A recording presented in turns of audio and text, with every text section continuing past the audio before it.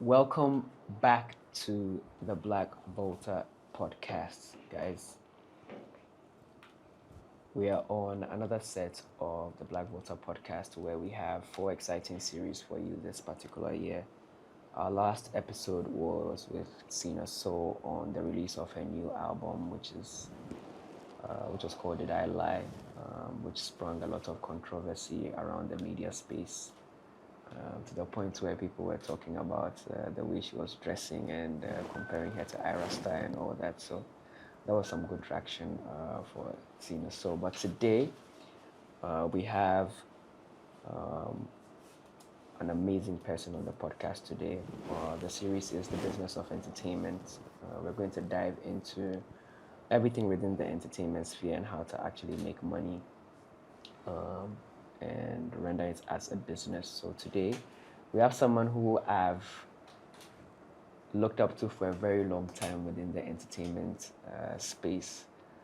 He's been doing this, I think this is his 15th or 16th year within entertainment, and we are humble enough to have D Black on the podcast. You're welcome to the podcast. Thank you very much. All right, so I'm not even going to introduce. I think as much as I know, the name is Desmond Blackmore, right? Mm-hmm. And reading through your bio, let's start from there. We're going to I'm going to start right from grassroots all the way to. Mm-hmm. So let's start from the schools you went to. Let's start from there. You understand? Because I know there are a couple of people who want to. You know that there's a fight. I read the profile, but I want you to mention it. I know there's a fight in especially the junior high schools. You understand? So let's start from there. Okay, so I went to Red Church School. Okay. So from class 1 to junior high school, I went to Red Church. And then from there, I went to boarding school Okay. in the Eastern region. Pope John Secondary School and junior. Oh, so you went to Pope John's? Yeah. Okay. Tell us about Pope John's. Well, I got kicked out in my final year. Why? So you know when you're in when you're boarding school, when you break the rules the first time, you get a suspension. Okay. The second time you get deboardinized, and the third time you get kicked out. And you got kicked out. The first year, I left the boarding school to come to Accra to come and rap. I had an opportunity to record in the studio, Hush Hush Studios. So Bravo and them were recording there. And Hammer was doing a compilation album. Okay. And invited us to come be on the album. No, wait. Let's take this slowly. So in high school, yeah, senior high school, you were already. I was already trying to rap. Yeah. You're already doing music. Yeah. When did you start music? Maybe about 14, 15.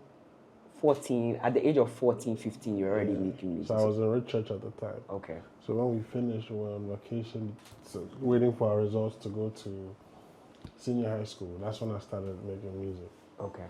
And the studio, Hush Hush Studios, was behind my house. Okay. So I used to go there, go hang out to see if I could get an opportunity. And the opportunity didn't come that year, but it came when I was in boarding school. Okay. So they said we should come there, and I was in a group. So we left school. We came to Accra to try and record music, and we got caught. So that was the first suspension. The second year, I went back to school, same thing. Came to Accra to record in Taifa. We got caught. So I was deboardinized. Okay. So now you're a day student. So I was a day student. Coming from Accra to... No, a hostel. In Koforidua. Okay. But right behind the school. And there's some weeding and things. So the third time, I wasn't a boarding student. So if I had gone on the weekend, it was my own prerogative. But we came back on a Monday. One was supposed to be in class. And when You know, back then when you arrive in Koforidua, you arrive at the station. So you sit in those taxis and wait for the taxi to be full Before you come. before you move. And then one of our teachers sat in the front seat. This is at like 12 p.m. when lectures were going on. So I faced the disciplinary committee. They kicked us out, about 5 of us. Okay. And then I wrote, so when my mates were writing the SSC finals in July, I quickly went and registered as a remedial student and wrote NOVDEC Okay. with them. Okay. So they wrote in July, I wrote in November. The results came around the same time. And I got admission to Legon, UCC, Central, Tech. I had to choose. And then my mother went to UCC. So pressure, I went to UCC, studied economics for 2 years. You studied economics in UCC for 2 years? Okay. And then, you know, when I left boarding school, the group I was with disbanded. Everybody was, some got kicked out, some were still in school. So when I was home, I started another group. Okay. And we're signed by Cheddar. That's Freedom Jacob Caesar. Okay. So he built a studio. What year was this? How old was I? I was 19, 20. So I used to be with Cheddar every day of my life. Myself, Asem, Richie, Payday, Omar Tubis. Wow. The other people, you don't know them. So Asem wasn't signed. It was Asem's older brother. And Asem was just following around. Okay. So when I was in UCC, now I see that my boys that I was in a group with, I got signed. Everybody's on TV doing interviews. And I was in Cape Coast. So I started leaving school and coming to Accra again without like nobody at home knowing. And I'll sleep in the studio. So eventually I went and found my acceptance letter to Legon. And I transferred from UCC to Legon without my parents knowing. So I leave home like I'm going to university in Cape Coast, but I was going to university in the University of Ghana, Legon. So your parents didn't know Till final year. That you had transferred from UCC to Legon? Yeah. Till 4th year, final year. Because I hadn't been coming to UCC. So my parents were paying school fees to UCC directly, but I wasn't going. You weren't going? So when they gave me the hostel fees, I go and pay for it at Ivandi.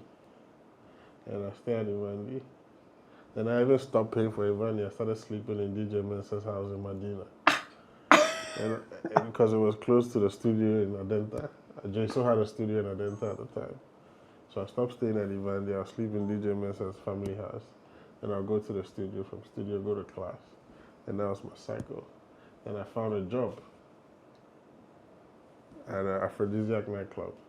Yes. Myself and DJ Mensah were working at Aphrodisiac. We were like the main pioneers. Were they promoters or? No, we were the errand guys. So they sent us to go and buy the drinks and make sure the cleaners have cleaned the club. Aphrodisiac was owned by Confidence. Yes. Yeah. Okay. So at this time I was like 20 years old. I worked there for about 3 years. Still as an errand, you were just... Okay, so I did that for about 1.5 years, and then she wanted to start a record label. Okay. And she moved us as managers of the record label. Okay. And the marketing firm. And then she signed Bolare's brother called Ebo. Okay. He had a song, Once, Twice, Look the feeling in your eyes. Yeah, so she signed him. And then after a year, she was like, scrap that. She was not interested in no music. She wanted to just focus on the nightclub. Okay. But then I was done with school at the time. And then my music started picking up. I joined a group. I was in another group with the T. Yeah. And then our music started playing on the radio, and then I focused on that. Okay, I Yeah. see. Wow. Okay, let's take it back a bit. So where did the interest in music and entertainment come from? Like this is like stubborn interest. Yeah, you very, understand? very Like stubborn. where did the stubborn interest for music and entertainment come from? Was it from like, I want to know, was it from like international? So I have, there's 10 kids in my family. Okay, you guys are 10. Yeah, 10 kids.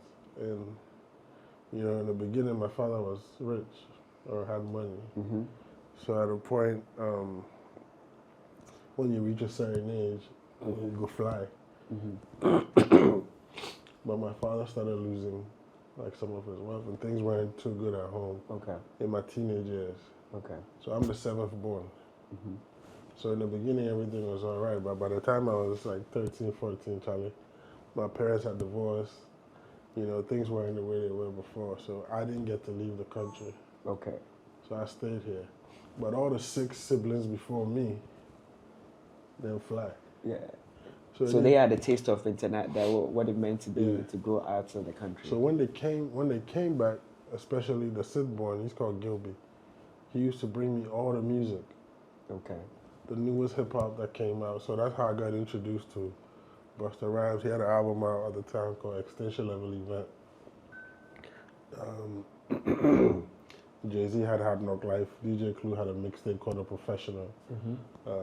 Nas had Nostradamus. There was so many new albums out at the time, so I got introduced to hip hop at that age. Okay. So that's when I learned all those songs, a lot of those songs. So at 14, 15, I learned like 20 of those records. On your own? From Jay to Beanie Sigel, Nas, Busta. I learned all those songs. So when I went to boarding school, on Saturdays was entertainment night. And they would say, Charlie, who won't perform? And I had like 20 rap songs in my head. In your head? So I would go scatter. Oh, I see. And then I started writing my own songs. Then created a group with other guys in school who were also writing music and performing as well. Lovely. So that's where everything started. So the name D Black. It's just a short form of my name. Ah, but when I was in school, it was a different name. What name was it? It was Trigger. But then later on, I changed it to like just a short form of Desmond Blackmore. Yeah. I see. I see. Okay, so that's where the music journey came from, and then so I read that your first you started music 2009. So around in 2009, I had met Kweguti. Okay. Through Reggie Rockstone and Jay Soul. And we ended up recording so many songs together, but we didn't have any money to push the songs. And we're rapping in English, so nobody was really paying us any mind. They weren't playing English rap songs on mainstream radio. Yeah. So I can't remember the figures, but let me just throw some numbers around. If it cost you maybe 10K right now to put something out, to put an album out, I didn't have 10K. I had maybe 2.5. Okay. Kwegutu had like 2.5. So it still wasn't enough. Yeah.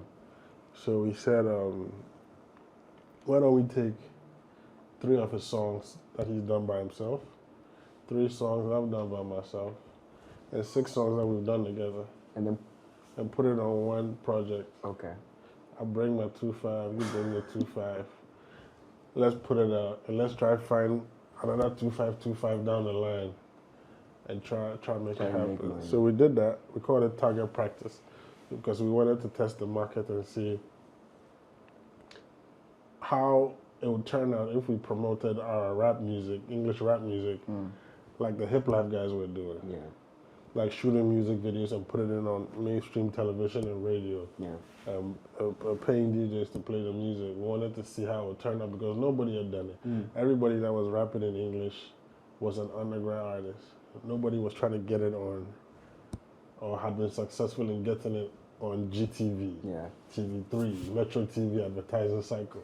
You know, the advertising cycle. Yeah, if you remember advertising cycle. If your video was an advertising cycle, that's it. So we said, okay, let's try and do that. Let's promote the music commercially, like it's a hip life record. At the time, it was VIP, Tiny or Bravo or Bookbag, 4x4. It was Tree and Ga, nothing else. Nothing else. And Fancy from TH for Quadras in them. So there was nobody who was commercially successful with English rap music. So we started and we shot the first video. And lucky for us, you know, I'm very ambitious. So even though we put the song out and it was playing on TV here, I sent it to South Africa, to MTV Base and Channel O by post. I went to Circle, the post office, and I sent it. Say that again. You went to Circle? Yeah, Circle, the post office at Circle. Uh-huh. I walked from my house to Circle, like 20 minutes, a 20-minute walk. Uh-huh. I woke up one day, You put it on a DV tape. You didn't have cameras like this then. So you put the music on the tape. DV tape, small, the mini tape, small tape like that. Yeah. And then we sent it to Channel O. Do you know anybody at Channel O? No. So back then, Channel O used to run ads. Okay. And say, if you're an artist and you want to submit your music video, send to. I even remember the address still. Bram Fisher Drive, Johannesburg. You send your tape here, and we'll review it.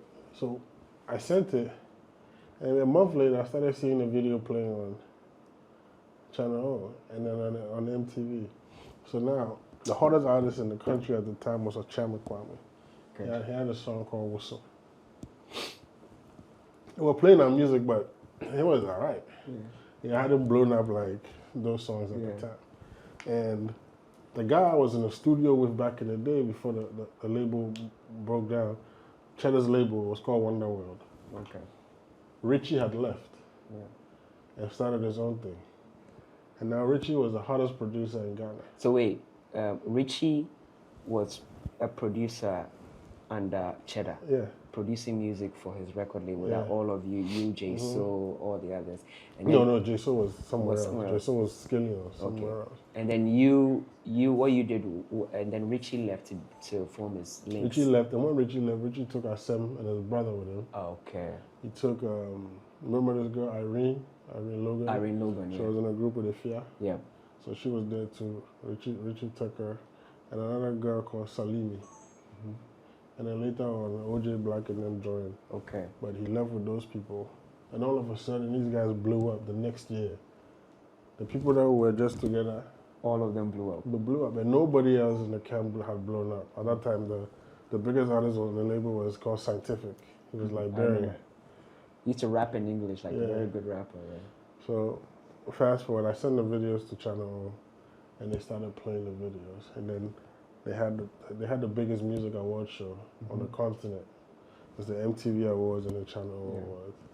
And they announced their nominees. And from Ghana was Ochama Kwame, who was the biggest artist in Ghana at the time.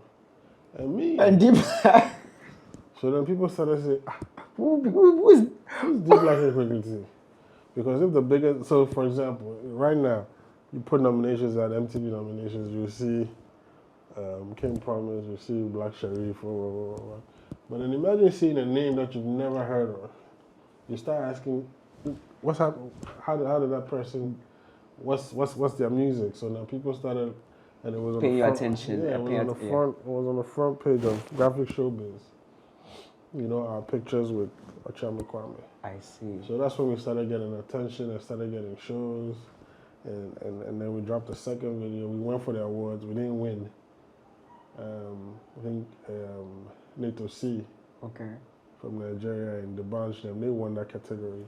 The next year we shot an even better video, and that one got 4 nominations. We became even bigger, and then they announced Busta Rhymes coming to Ghana. We got booked. That was the first time we got paid to perform at the conference center. How much were you paid? 3,000 cities at the time.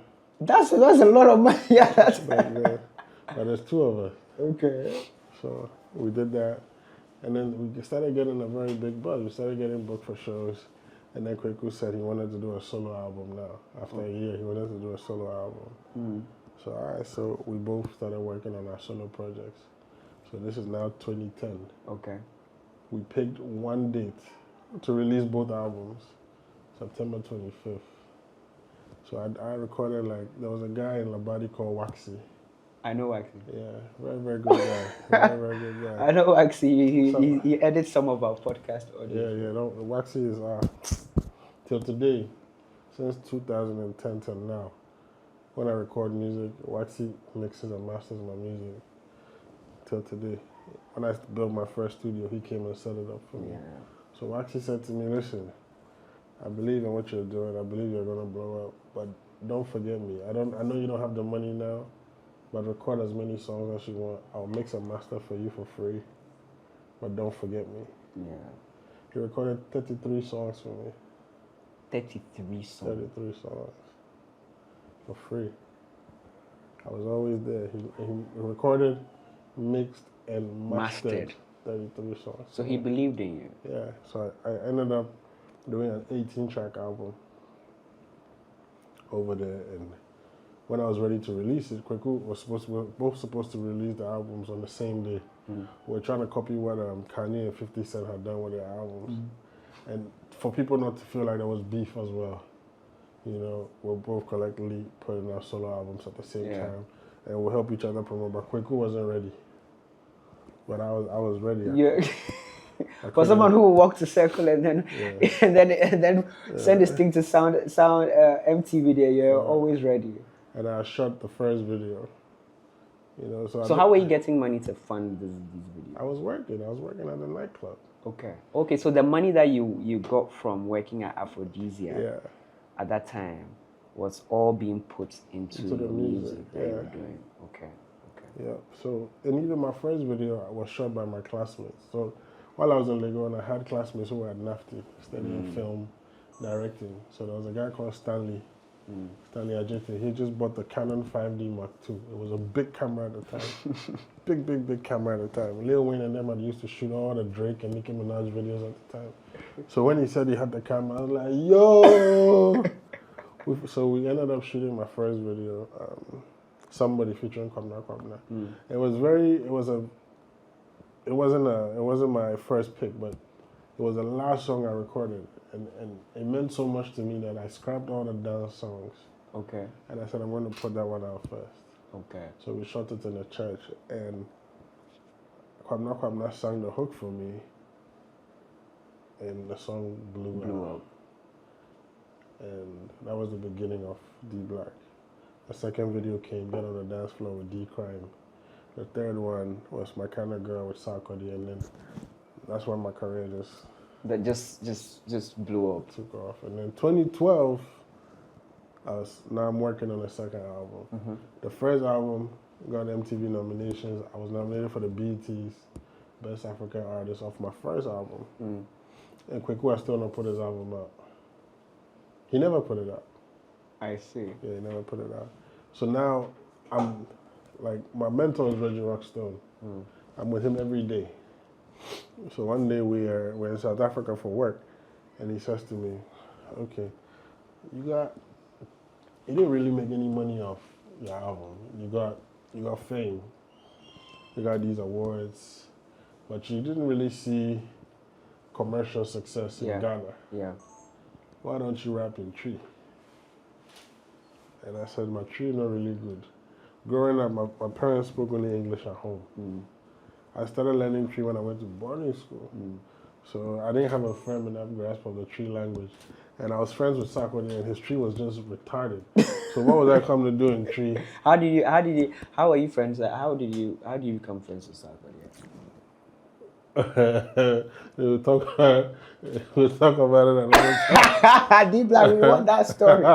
We want to find out how you became friends. We had something in common. What that did was you have? Music. Okay, we'll talk about that. So me and him became very close, and he's on all my albums. Okay. My first 3 albums or my first 4 albums, Sarko's on all of them. Okay. But you guys had something in common. That's how you became. Yeah, we were always hanging out. He had started like 2 or 3 years before me. Okay. And then eventually now, anytime there's a big award show, I'm nominated, he's nominated all the time. So we started traveling together. We started doing a lot of stuff together. And now I'm working on the second album. It was called The Revelation. And Reggie said, do a song in Tree. And I couldn't rap in Tree. So I said, what about Pigeon? And he said, yeah, I could do a song in Pigeon. So I had a song I was doing that was about a girl that broke my heart. And I did the song in English. But when Reggie said it, I went and translated the entire song to Pidgin. I wrote it and I rapped it to him, and he said it was dope and said to record it and let him hear it. So when we go back to Ghana, I shared a wall with Joey B. It was How is it that you like? It just looks like everybody just falls into place into. If it's God's plan, it's God's plan. Okay. So Joey B is my next door neighbor for 10 years. He seen me rap, so he want to rap too. Okay. So I wasn't really paying attention to him. So I did the song, and I had my first kid at the time. So I left the studio to go see my kid. And Joey started telling my managers and the producer that he wanted to be on the song because he could hear it from his room. And nobody was, but he convinced my manager. And my manager said, okay, go rap on it. If Black comes in the morning and he likes it, cool. If he doesn't like it, I'm sorry. So I came the next morning and I heard it and I thought it was fun. I was like, that's you? I was very shocked. I was shocked that he was actually a good rapper, you know. So I kept it on the song. Okay. And I released the song with him on the song. Okay. And that became the biggest song in the country. Okay. I performed every weekend for like a year and a half. What song was that? Vera. I see. Yeah. So that's the story of how Vera came about. Okay. Yeah. So then that's my second album. The second single was featuring EL. It was called Change Your Life. I was big, and then we did conference call. Me, Sak, Kwakese. That's so. What would you say has been your? Would you say Vera has been your biggest collaboration? No, I think Seho with Castro. Seho with Castro. Yeah. Tell me about that story. So that's my third album. Okay. So for second album, big success.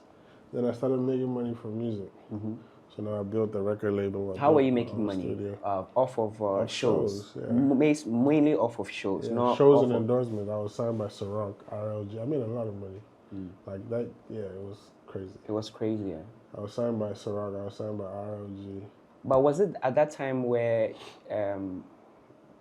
celebrities or people in music were not allowed to endorse? No. At that time. That time it was nothing like that. And do you think that has stalled the music industry now? Yeah, it definitely has. How big of an impact was that then for you as an artist? It was crazy. I used to get a check every 3 months from Ciroc. Global. Yeah. Like a check every 3 months. So the deal that I had was X amount, but we split it into 4. So every 3 months we'll send you the check. Every 3 months we'll send you a check. So it wasn't like everything given to you and then you blow it and it's done. So every 3 months you're seeing a check, and it was dope. When I did the RLG deal, I was boom. But there was other things that I had done in the deal, like they used my music for the commercial. So maybe like 3 months later, I get paid for the music they use, and then I'm in the commercial, so I get paid for that. Okay. And then after a year, you got to renew. If that commercial is still gonna play, you got to renew it, and I got to get some more money again. So it was very huge. It was a great time. So 2015, I'm working on my third album. I remember Castro from the old studio, where I used to go and try and get studio time, Hush Hush Studios with Hammer. Okay. So at that time, Castro was coming to that. So I think Hush Hush Studio was like... Oh, Hush Hush was crazy. So Hammer of the last two, his sessions are from 6 p.m. to 6 a.m. Okay. And then JQ is 6 a.m. to 6 p.m. So those two were the producers at Hush Hush? Biggest producers. So it was the two of them and Apietus. Those were the biggest producers in Ghana. Okay. But the two of them were in the same studio. One had the night session, one had the day session. So JQ had Castro, Miss Bell, 4x4, and then Hammer had Kwakese, Obrafour, Deba, Tiny. And other upcoming artists who were trying to blow up were coming there. Sarkodie, I bear them. So essentially, Hush Hush Studios just produced everybody in. Yeah. Everybody was trying to blow from there. So you come and Hammer will sit outside and he'll ask you to freestyle. And if he likes your freestyle, he'll tell you to get in the studio and drop the verse or drop a verse on one of his songs, and he'll play the beat and leave you for like 15, 20 minutes. And then come and listen. If it's good, he'll keep you on this project. If it's not, get out. I see. So that's how Sarkodie did a verse on Adams, You the Craze. Same way. He came freestyle for them to He was like, yeah, you know what, you wanna sing with freestyle on this beat. So Adam Kwakese, Sarkodie on Adam's song. Adam was the first person to get a shot out of everybody there. Then Sark came. So Sark started getting a buzz off that feature. Oh, so Adam was the the star boy at that particular time Yeah. because everybody wanted him to because of how he rap. He was rapping in Ewe, right? Yeah. Yeah. And Kwakwaso 2 was also on the same project. It was a compilation album. There were 2 compilation albums. One belonged to Hammer, and then one belonged to Obrafo. Okay. So Kwakwaso was track 1 on Obrafo's one. It was called Nonsense. So that's why I met Castro. Okay. So fast forward, 4 years later, D Black is an A-list artist, and then I meet Castro backstage at I think the VGMA's sound check. We were both performing, and I was like, "Yo, I haven't seen you in so long." So we started hanging out every day. So I had the studio in my house. So Castro would come there at night, at least twice a week, and there was a beat that. So I had signed Joey B. I signed DJ Breezy as a producer, and we're all living in my house. Okay.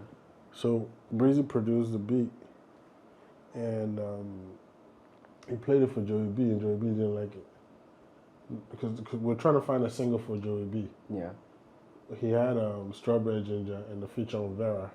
So now we're trying to find him a single. So Breezy produced this beat, gave it to Joey B. Joey B didn't like it. He played it for me. I didn't like it. Played it for, so now Reggie Rockstone has joined VIP now, so VVIP. I invited them over to play the beat for them. They didn't like it. Kiki came to the studio with Becca. She didn't like it. They didn't like the beat. Played the beat for Castro. Castro started freestyling on the beat. And he's like, oh, he wants to get in the booth. So he gets in the booth. He doesn't write anything. And then he freestyles on the beat. So now it was a diss song. Jesus Christ. So it was a diss song to Chatterhouse. Okay. Because the past VGMAs, there was an award that he thought he was going to win, and he didn't win. And everybody's talking about it. Okay. So that's where the Minamnamitete. Okay. He's hearing that people are talking. That award that you guys didn't give me. So he freestyled a little diss to Chatterhouse. And then he told me to freestyle on the song too. And I said, I can't do it. You can't. You can't bite the hand that feeds. Yeah, I can't do it. I can't see it. They didn't do nothing to me. So I freestyled on it. The next day he came and he said, that's his next single, the freestyle. That's it. Then he took out the diss to Chatterhouse. He still didn't write. He freestyled something else. He took out the Chatterhouse part. So the initial one was a diss to Chatterhouse, but once you freestyled on it, he took out the... Not because of me. The next day when he came back and he said, this is going to be his single, he decided to take it out. Okay. So he took out the Chatterhouse part, filled it with something else. And he said, I'm going to drop this on my birthday. And his birthday was in like 2 months. So we went back to Aphrodisiac where I used to work, shot the video there. In Aphrodisiac. Dropped it.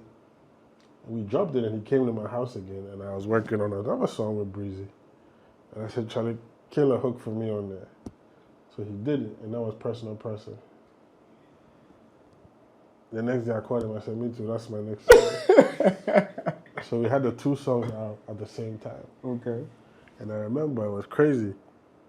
They used to do these top 10 charts, City FM, and Graphic Showbiz, and a bunch of charts. I saw at a point there was top 10 songs in Ghana. There was D Black featuring Castro at like number 3 or number 2. Then there's Castro featuring D Black at number 1. Then there's Asamajan Castro, Kofi Kinata at number 5.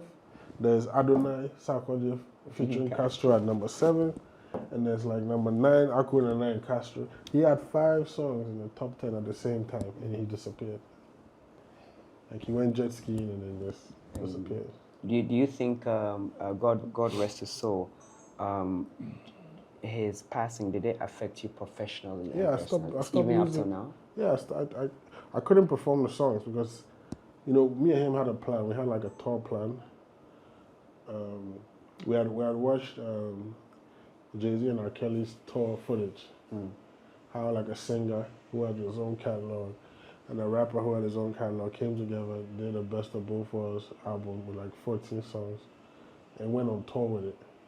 So we're trying to emulate it. So we're planning on doing like an album together, a singer and a rapper. So he started taking me to Takrady. He started introducing me to how he grew up and his life in Takrady. We started spending a lot of time together. So when he disappeared, we had never performed the songs before. You had never performed a song together. Yeah, we wanted to take it out there. And the first time we performed it would be on tour. So we started getting bookings. So at that time, the shows that were big was like Miss Ghana, USA, Ghana's Most Beautiful, Canada. So we were booked for those shows. So we planned actually we'll start. The first performance will be New York for Miss Ghana, USA. And then we will go do Ghana's Most Beautiful. And then we will go UK, do a party in the park. And then do London, yeah. So we had that plan. And then before that plan could take off, the unfortunate incident happened. And so I couldn't perform the songs. I didn't want to perform the songs because it wasn't, at the time, it wasn't like he was dead. We couldn't find his body. You saw the jet ski floating, but you can't find the person who was on the jet ski. So they said they're looking for and I couldn't perform the songs. You just couldn't. So that's how I got into nightlife. When I took a break from music, I see. I decided to do other things that had interested me. And I got interested in nightlife when I was signed to Ciroc. Okay. Because as part of my contract, I had to go to like different nightclubs with them to promote the brand. So we started in Ghana, and I started going to Europe and America and see how nightlife was there. And at the time, Diddy was like the biggest face of Ciroc, Diddy and DJ Khaled. So I seen how they were running it, and then I started getting interested in nightlife. So I got into events. I did, the first thing I did was Boko Mbako versus Aite Powers. Yeah, you told me about that story. Tell me. I want to hear that story. Yeah, that was a big one. Huh? You said that was your biggest paycheck ever. Yeah, ever.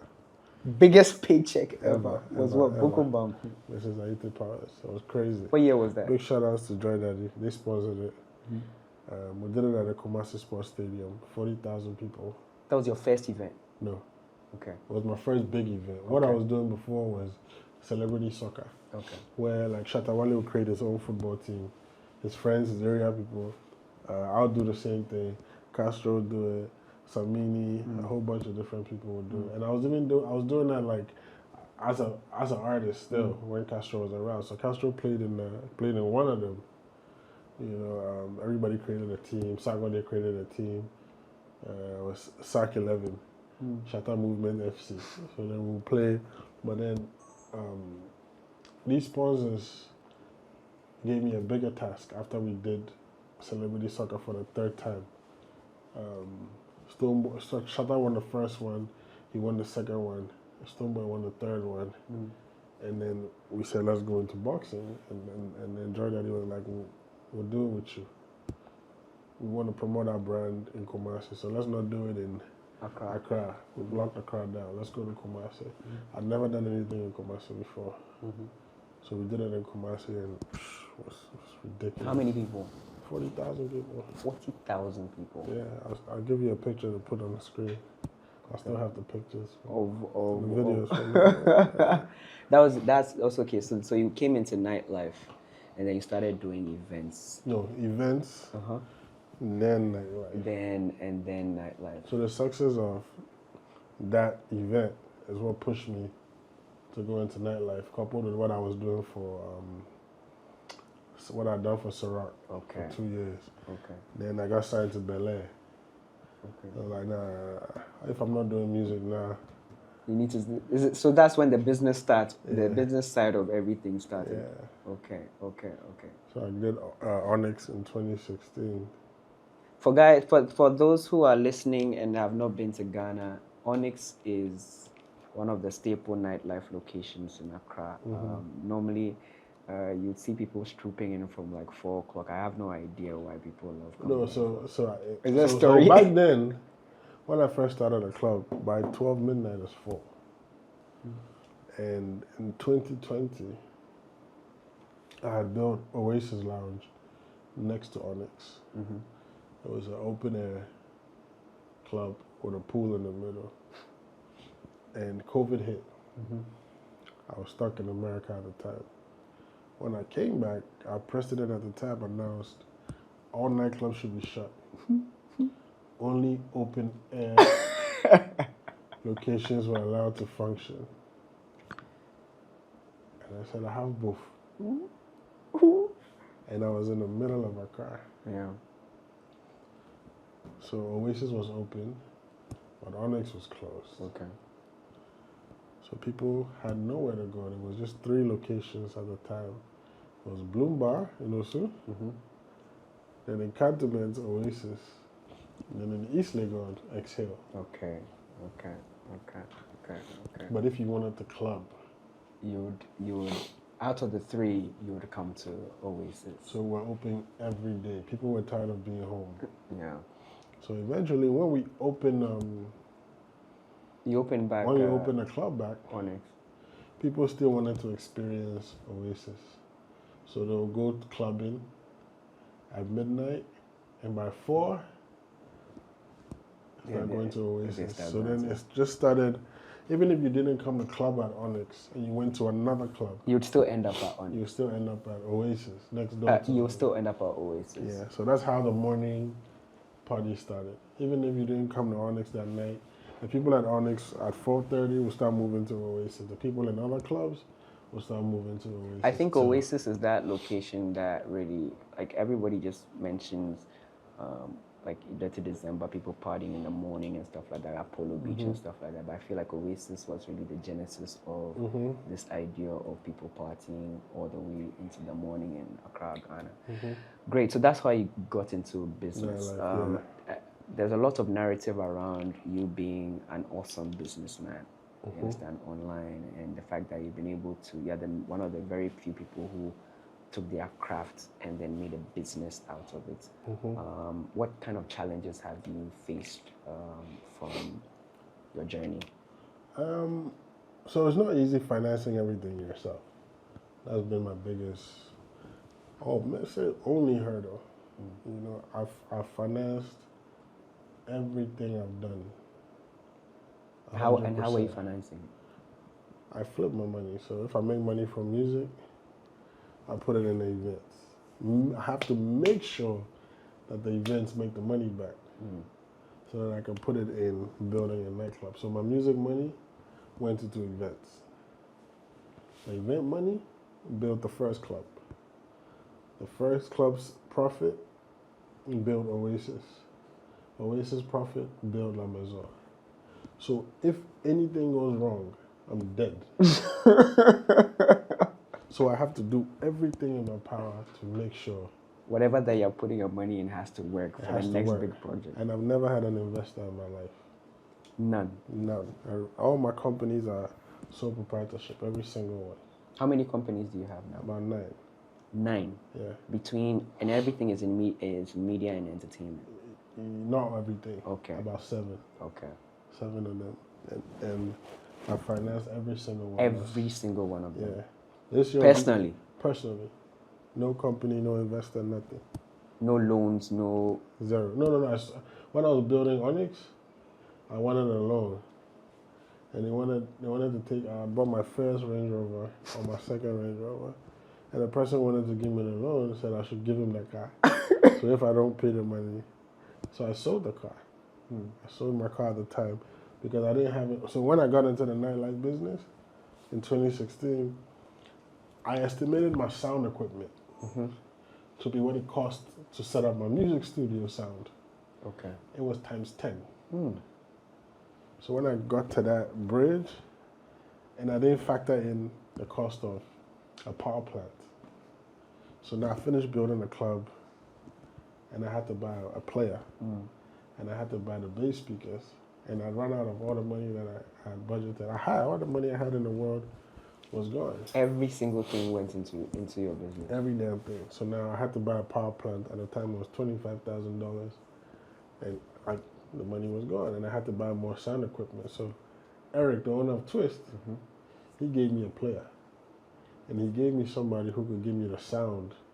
Big shout out to Adamu, who could give me the sound and give me a few months to pay for everything. But I had to make a deposit, and I didn't even have the deposit, and the generator too. They wanted 10,000, and to spread the 50, I didn't have it. So I sold my Range Rover and paid for those things. That's the only time I'll say I had to But go take a loan. aside that, it's just been you. So 100%. financing has been one of your major challenges. Not a challenge, but it's pressure.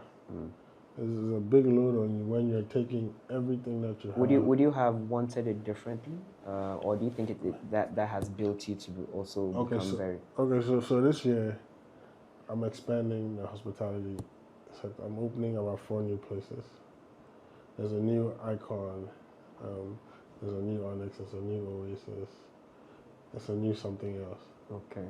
And this for this project, I have investors. Okay, coming on board. Because I've built what I've built. Yeah. You can see the blueprint. This is what I've done by myself.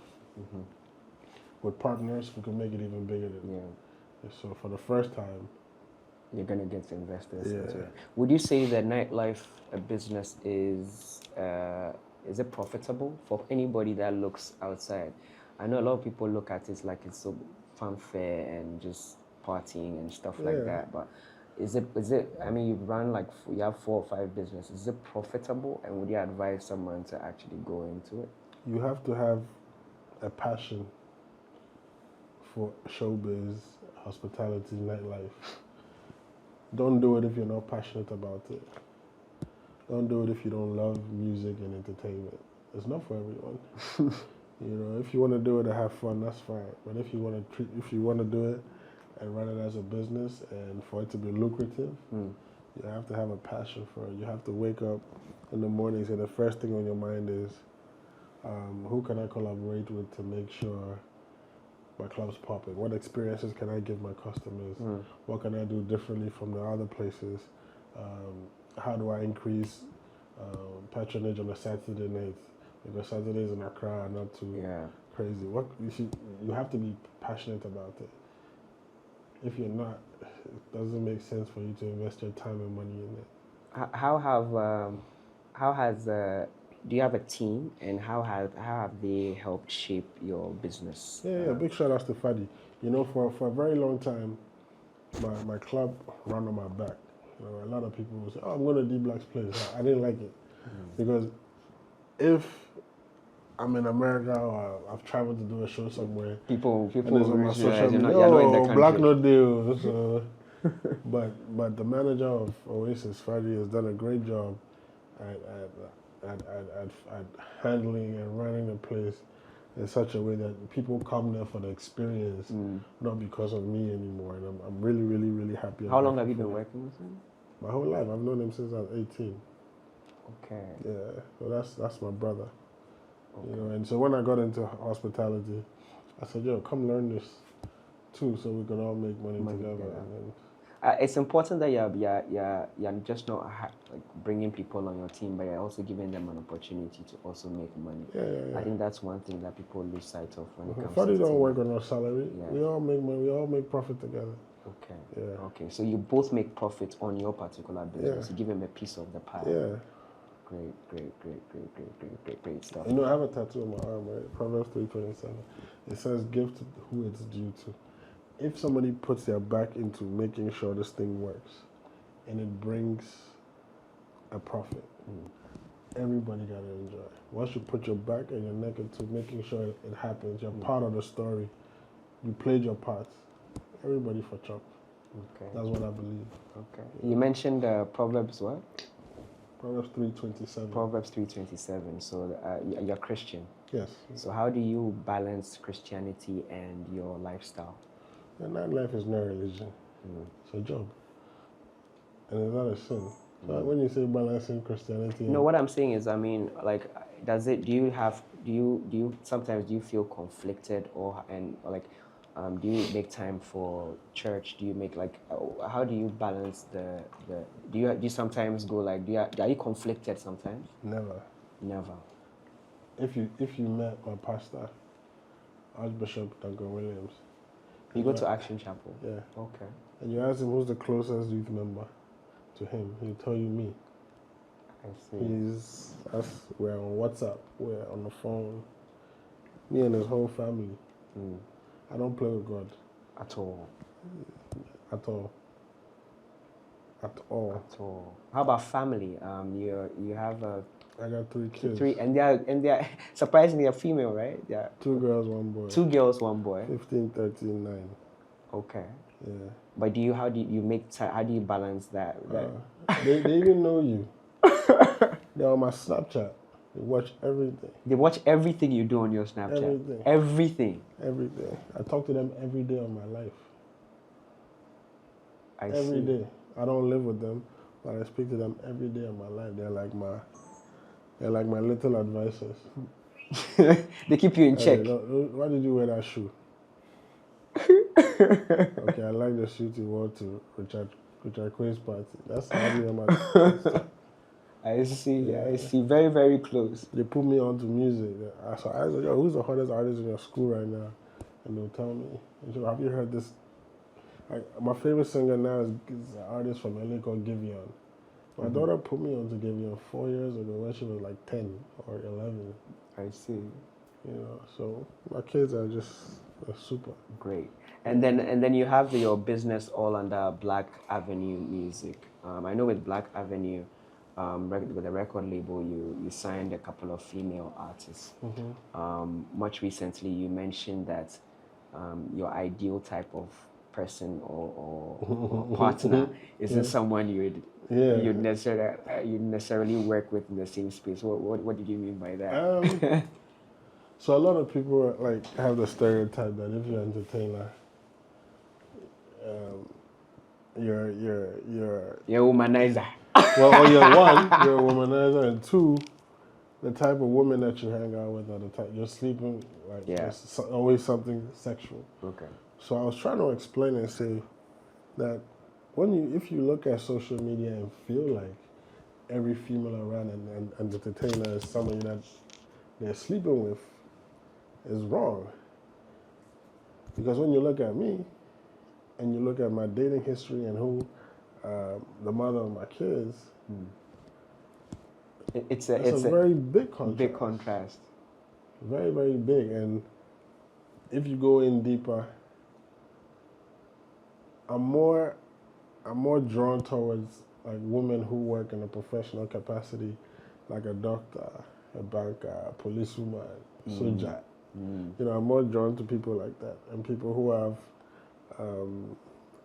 a passion for business. I'm more drawn to people like that as compared to people in my industry. Okay. That's what I was trying to explain. So I hope I got that across clearly. Okay. So it's not show business is what it's called. It's called show business. At the end of the day, you need to understand that it's called show business. Yeah. How have you managed the relationships with your female artists? It's always been platonic. Every single one of them. Every single one of them. How do you ensure that it's platonic? It's like, do you have structures in place? To be honest, they have their own management?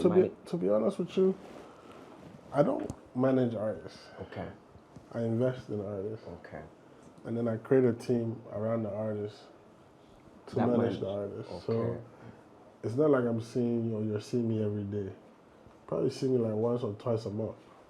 Or when we are all at the same event together, or when we have meetings to strategize the direction of whatever project we're working on at that time. And I'm very disciplined. Very, very disciplined. Very, very disciplined. What would you say your top 4 values are in running? What are your my key? life? Yeah. Number 1 is loyalty. No, there's no top 4. Number 1 is loyalty for me. You're very strong on people who are loyal to you. Yeah. I reward loyalty in my circles. It's the most important trait in a human being for me. Now, when we go back to when I say I'm disciplined, there's so many options. Why you gotta sleep with your artist and taint the relationship, the business relationship? I've never done it. To be honest with you, I've really had, really and truly, I've only had like 1 female artist. The others were like very short-lived. But me and Safa was a 7-year business deal. And you guys, it was the contract ended, right? It ended 2 years ago, Okay. and we did another 2 years, and then we decided, To just split. yeah. Okay. And you know, before I used to want to do like a whole bunch of artists at the time, like 5, 4. You know, it didn't work out, so I decided one at a time. So there's a new artist that had been going through artist development at the label called Paul Noun. He's on the He's on the album. new album, Yeah. right? So this is D Black's new album. It's called the Ghanaian Visa.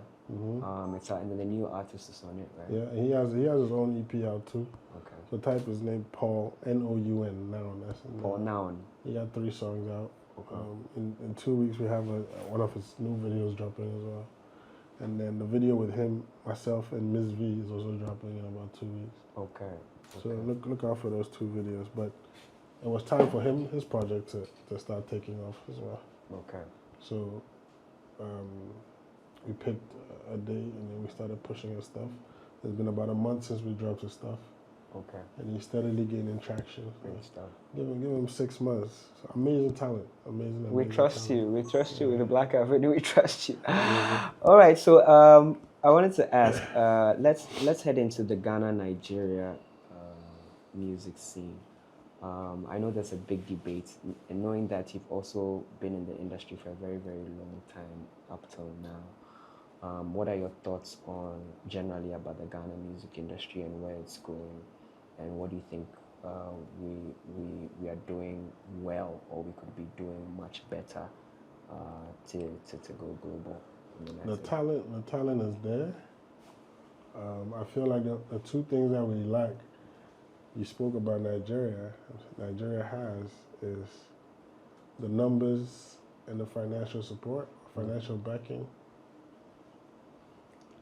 There's about 320 million Nigerians in Nigeria, and there's a couple more million all over the world.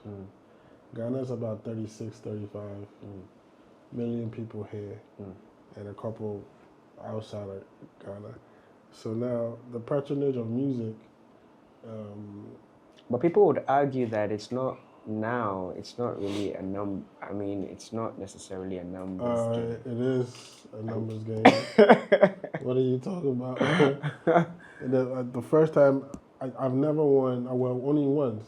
I won an award going up against Nigerians, and it was even, I think, part of the reason why I won Channel Best West African Artist 2014. I won against Wizkid and Nato C, and then I had featured a Nigerian artist on my song. Okay. But anytime I was up against a Nigerian, I never won. You're not gonna win. They have the numbers, it's votes. Okay. And I feel like Nigerians go hard for each other. They have bigger budgets. They're shooting bigger budget videos. They're spending more on marketing. Yeah. So obviously their voice is going to be louder. They have a bigger financial budget. They have a bigger marketing budget, and they have more human beings that support their country's music. So it's a given. They're always going to be in the lead. And I don't want to mention like artists but look at some of our biggest exports. They start gaining a wider audience when they collaborate with Nigeria. Yeah. You know, So it's always gonna be the fact that it's a numbers game. we just need to be smart as being an artist to be able to know where collaborate. Yeah. The marketing is really, really important, and unfortunately, the Ghanaian industry doesn't make enough revenue to be able to go toe to toe with marketing budgets with the Nigerians. You know, Nigerians are doing $500,000, $600,000, $700,000 per show. Ghana's not there yet. Yeah, the labels are also just not looking at because it doesn't make business sense for them. Yeah, it makes more business sense to do it in Nigeria. You know, because there's more revenue to be made. You know, but when an artist places himself in a position where he can appeal to both the Ghanaian audience, the Nigerian audience, and the South African audience, and it's a bit more lucrative, you know. Okay.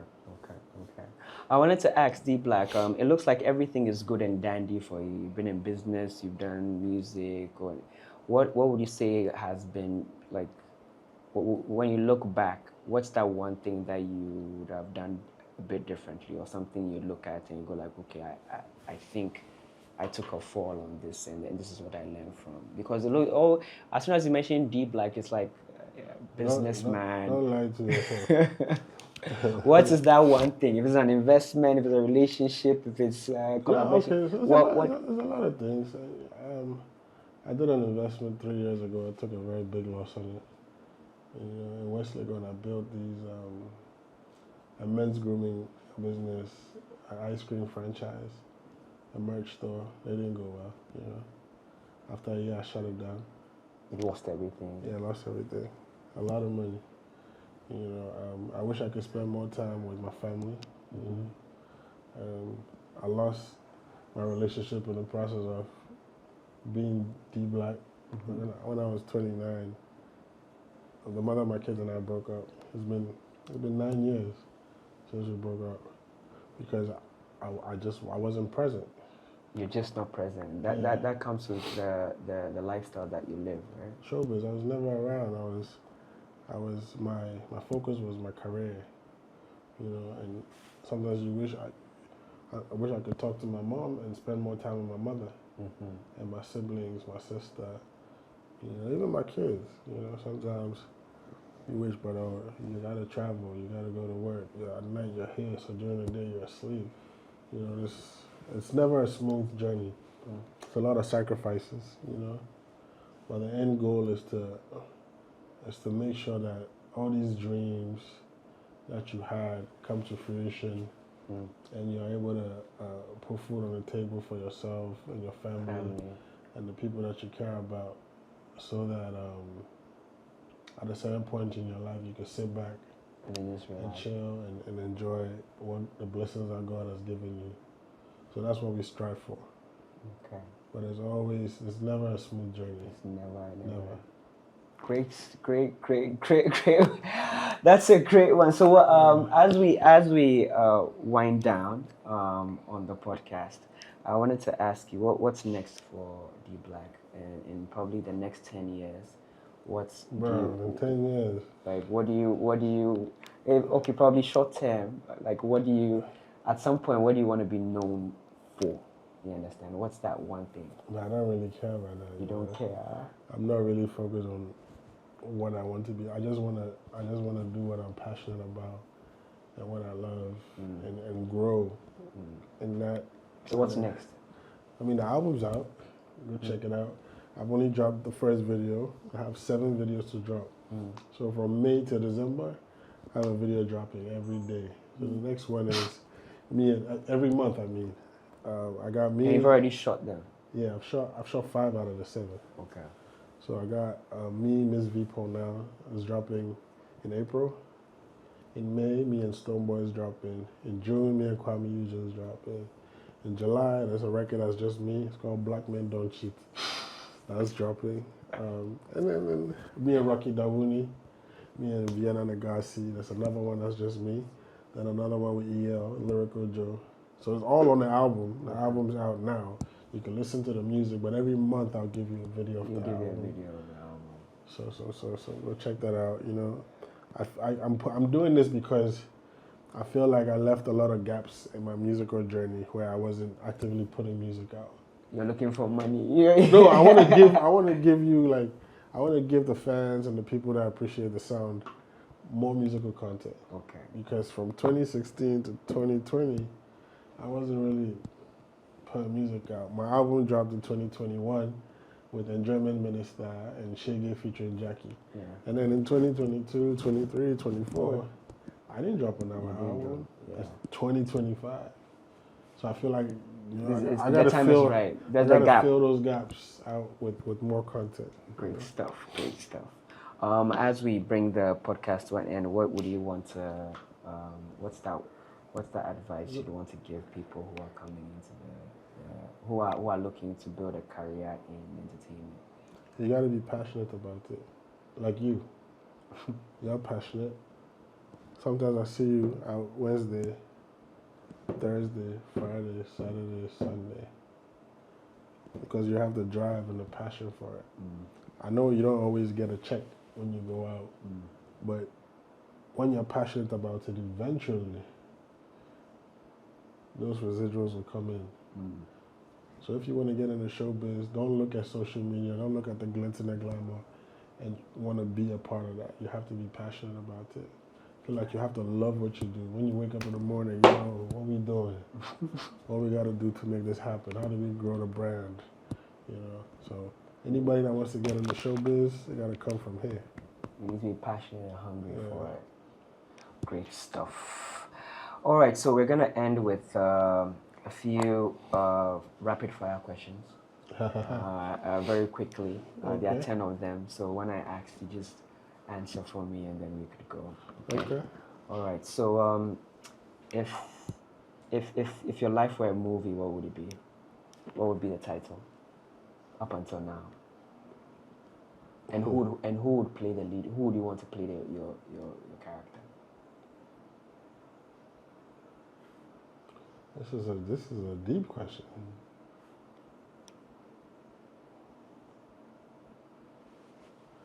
Okay, so the lead character, I have a friend who was in BMF. He hangs out with me in Ghana and London sometimes. He's Ghanaian. He played Lamar in BMF, and then he's in a bunch of other movies. He's called Erica Briffa. Yeah. He would play your life. He would play my life. And a movie, a title. What would be the title of your? I gotta think. Right now, let's just say D Black. What's the second question is what's the wildest DM you've received while being famous? It's a lot of news. What? A lot of news. You guys sent a lot of news. On the daily. It's all right. Which artist would you choose for dream collab? What would be your dream collab? Who would you want to collab with? Dead or alive? Michael Jackson, Kanye West. Yeah. Those Michael Jackson and Kanye West. Yeah. Okay. Ghana jollof or Nigerian jollof? Be very, very honest. Ghanaian jollof. Hell yeah. Okay. What? Yeah, how this, you shouldn't even ask me this question. What's that one guilty pleasure song you listen to that you don't want anybody to know about? Like, what's that one song? It's not a guilty pleasure, but my favorite genre of music is old school R&B. Like Jodeci, 112, Blackstreet. Those are the songs that I love. Yeah. That's my favorite genre of music. Late 90s, early 2000s. Early 2000s. Yeah. That's the genre you like. Yeah. Okay. Who do you think is the most underrated Ghanaian artist right now? Paul now. Ah, yes. And if you could throw a party anywhere in the world, all expense paid, where would it be? Ibiza, Greece. Have you been? No. Not yet. No. Not yet. Okay, so we bring the podcast to an end. It was lovely having. Actually, Zanzibar. I've been. Tanzania. Yeah, I've been, and I always had dreams of doing Tropical Fiesta there. So it's scrap Ibiza, Greece. Zanzibar. Yeah, it's been great having you on board. We're definitely gonna listen to the Ghanaian visa. It's out. You guys should pay attention to it. It says one video every single month. Yeah. From now, so that's a lot of videos. Yeah. That's 7 videos. That's 7 videos coming out. It's been lovely having D Black on the podcast, and thank you so much for the insights. Thank you too, man. All right, so we'll see you guys on the next episode of the Black Water podcast. Please subscribe to our Spotify, our Apple, our YouTube channels, also on Instagram. D Black, they can find you everywhere, right? Yeah, D Black GH. D Black GH everywhere, and stream the music. But until we come to you on our next podcast episode, it's been fun on the business of entertainment.